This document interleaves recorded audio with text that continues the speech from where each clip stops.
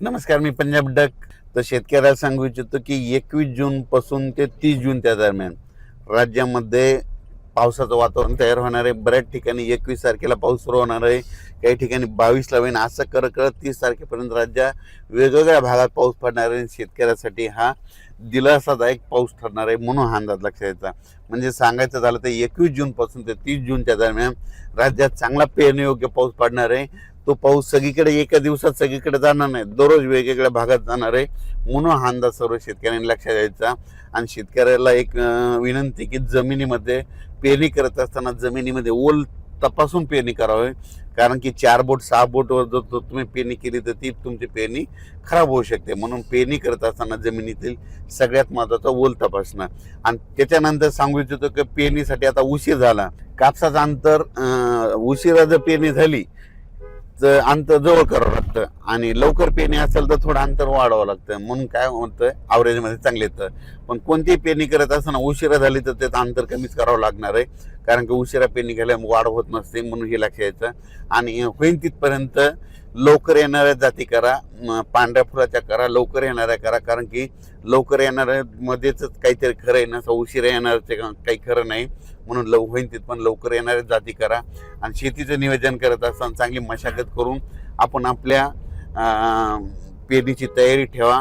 पाऊस पडल्याच्या नंतर जमिनीवर ओल तपासा, असं करीत करीत नियोजन करून तुम्ही शेतकऱ्यांनी पेरणीची तयारी ठेवा. परत एक शेतकऱ्याला सांगू इच्छितो की यावर्षी दरवर्षी मी म्हणतो ना, जूनच्या शेवटच्या आठवड्यातच पेरणी होणार आहे. मी पहिल्यापासून सांगतो की निसर्गच 22 दिवस पुढे सरकला आहे, पण याकडे कोणी दुर्लक्ष करतं. लोक जे अंदाज देत असताना निसर्ग कोणी लक्षात देईना. निसर्ग काय झाला की ऋतुचक्रमान 22 दिवस पुढे सरकलं. थंडी 22 दिवस पुढे सरकली, उन्हाळा 22 दिवस पुढे सरकला, आणि पावसाळा 22 दिवस पुढे सरकला. लहान मुलाला जर विचारलं तर पाऊस कधी येणार, तो म्हणतो 7 जूनला येणार. पण आता भविष्यामध्ये काय करावं लागणार आहे, आता 7 जून ऐवजी आपल्याला दरवर्षी म्हणावं लागणार आहे जूनच्या शेवटच्या आठवड्यात पाऊस येणार आहे आणि पेरणी होणार आहे, असं म्हणावं लागणार आहे. कारण की हे भविष्यात ही परिस्थिती असंच राहणार आहे. पाऊस दरवर्षी 7 जूनला येणारच नाही, फक्त थोड्या भागात पडेल. पण खरी पेरणी मात्र 14 आपलं जूनच्या शेवटच्या आठवड्यात होणार. म्हणून म्हणतो आता 2027 बी धरा, 2028 आणि 2029ला तरी तुम्ही काय करा, वाटल्यास आतापासूनच लक्षात ठेवा पेरणी कधी होणार, तर शेवटच्या आठवड्यातच होणार. आणि यावर्षी तशीच परिस्थिती. मी खूप दिवसापासून सांगत होतो निसर्ग पुढे सरकायला, पण याकडे कोणी दुर्लक्ष करत, सगळेजण दुर्लक्ष करत होते. पण आता खरी वेळ आली. आता बघा तुम्ही, दरवर्षी जूनच्या शेवटच्या आठवड्यात पेरणी होणार आहे, म्हणून हा अंदाज लक्ष. एल निनो बद्दल सांगायचं ठरलं तर एल निनो असो या नसो, दरवर्षी आपल्या महाराष्ट्रामध्ये भारतामध्ये पाऊस येतो तर येतोच, ही गोष्ट लक्षात घ्यायची. तर तुम्ही बघायचं झालं तर बघा, आता 21 तारखेपासून पुन्हा पाऊस सुरू झाला की हे सगळं बंद होतं, एल निनो बंद होतं, सगळंच बंद होतं. म्हणून शेतकऱ्याला सांगू इच्छितो, आपल्या भारताला 2 समुद्र आहेत, एक अरबी समुद्र, बंगालच्या खाडीचा समुद्र.